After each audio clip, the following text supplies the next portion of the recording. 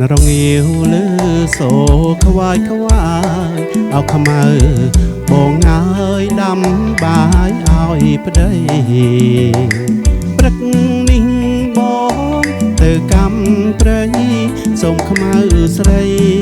រៀបចាត់ចែងអាហារខាន់ស្អែងបងចាំភ្ជួរស្រែ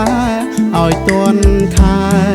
តន់រដូវវស្សា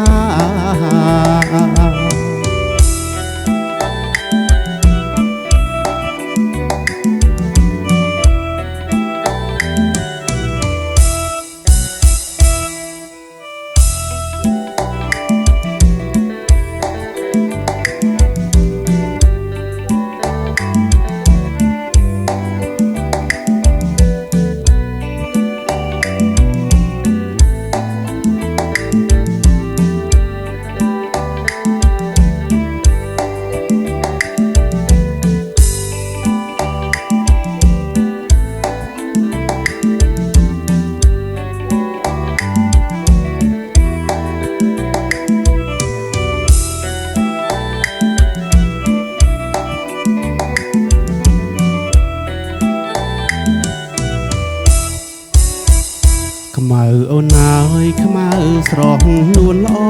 ងកុំមើលផ្លូវបងព្រោះបងចេញទៅឆ្ងាយ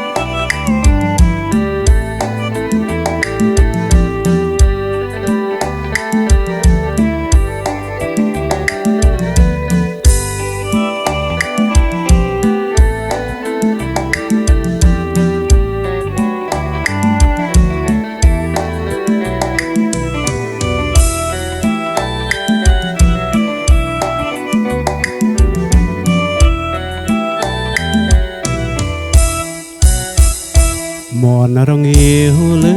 សូខ្វាយខ្វាយអោខ្មៅ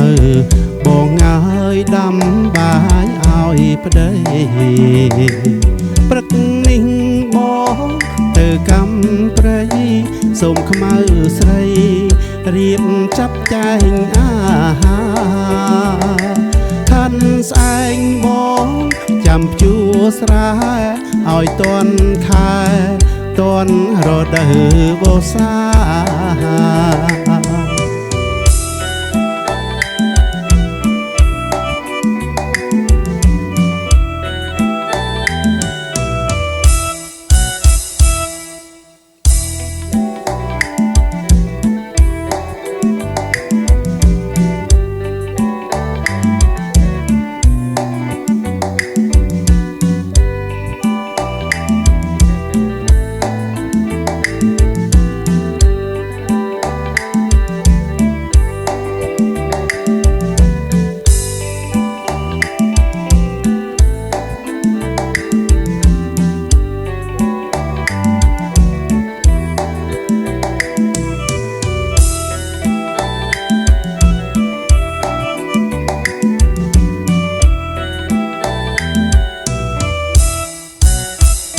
ខ្មៅអូនហើយខ្មៅ